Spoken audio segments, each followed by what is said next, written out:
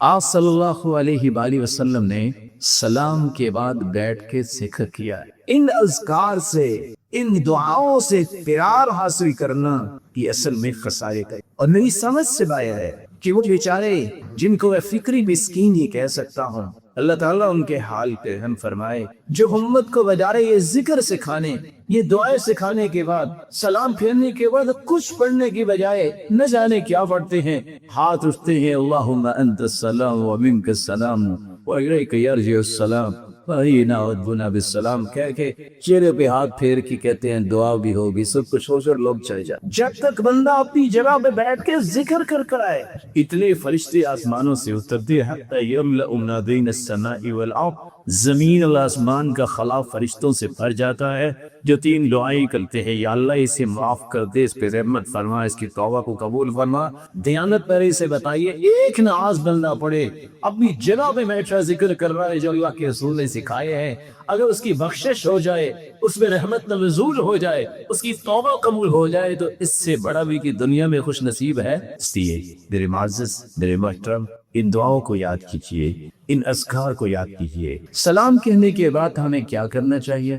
رسول اللہ صلی اللہ علیہ وسلم کے صحابی عبداللہ بن عباس رضی اللہ تعالیٰ عنہ سے مروی ہے اور فرماتے ہیں كنا نعرف انقضاء صلاة النبی صلی اللہ علیہ وسلم بالتکبیر، جب نماز ختم ہوتی تو ہمیں پتہ چل جاتا۔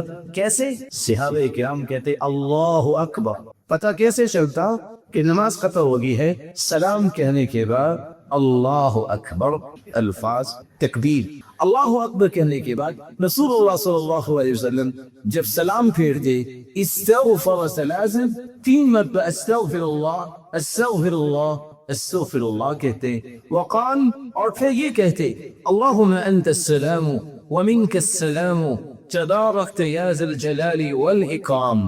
ان الفاظ کو بھی ادا کیا کرتے۔ رسول اللہ صلی اللہ علیہ وآلہ وسلم نے معاذ بن جبل کو یہ دعا بھی سکھائی جو بڑی ہی آسان اور بڑی ہی خوبصورت دعا ہے، اللہم اعنی علی ذکرک وشکرک وحسن عبادتک۔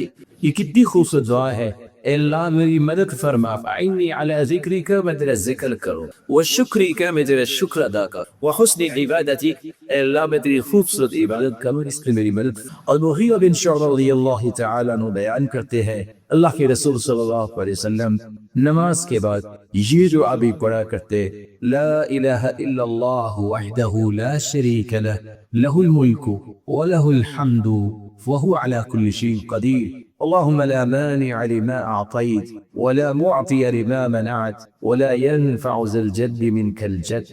لا الہ الا اللہ، اللہ کی سوا کوئی عبادت کے لائق نہیں، وحدہ لا شریک ہیں، ساری بادشاہی اسی کے ہاتھ میں ہے، ساری تعریفیں اسی کے لیے ہیں، وہی ہر چیز میں قادر ہے۔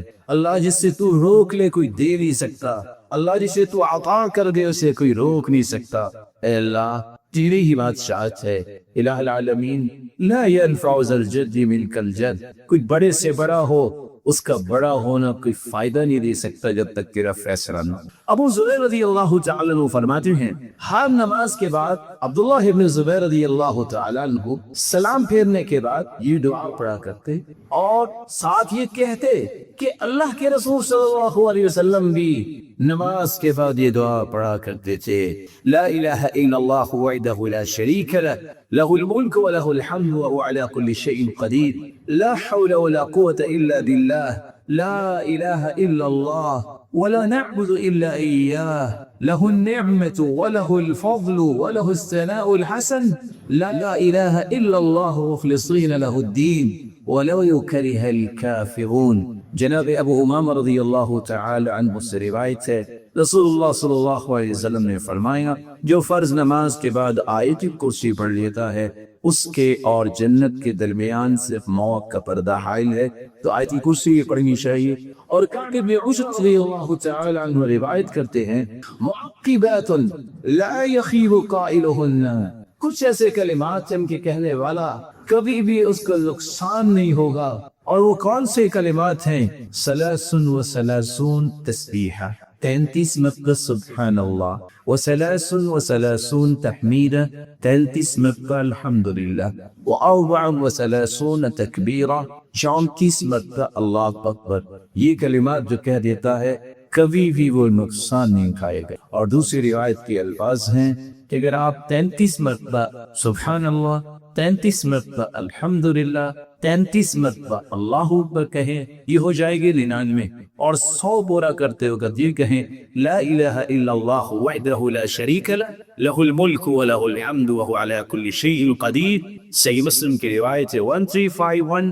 تو جتنے بھی انسان کے گناہ ہوں گے اللہ ذو الجلال اس کو معاف فرما دیتے۔ آپ کبھی یہ کر سکتے ہیں، کبھی یہ کر سکتے ہیں۔ اور تیسرا طریقہ بھی یہ ہے کہ آپ 10 مرتبہ سبحان اللہ، 10 مرتبہ الحمدللہ اور 10 مرتبہ اللہ اکبر بھی کہہ سکتے ہیں۔ براء ابن عازب رضی اللہ تعالیٰ عنہ روایت کرتے ہیں ہم اللہ کے رسول کے پیچھے نماز پڑھ رہے تھے، ہمارا یہ ذہن ہوتا تھا کہ ہم دائیں طرف بیٹھے، کیا آپ کی چیزیں انول دائیں طرف پہلے سلام پھیرے گی تو نظر آئے گا، آپ صلی اللہ علیہ وسلم ہماری طرف متوجہ ہوں گے۔ میں نے سنا آپ نماز سے فارغ ہوئے تو آپ یہ دعا بھی کر رہے تھے، رب قنی عذابک یوم تبعث او تجمع عبادک، رب قنی عذابک، اے اللہ تو مجھے اپنے عذاب سے بچا، کب؟ یوم تبعث عبادک او تجمع عبادک، جب تو پوری کائنات کو اپنے پاس جمع کرے گا۔ یہ وہ دعائیں ہیں جو رسول اللہ صلی اللہ علیہ وسلم سلام کے بعد مانگا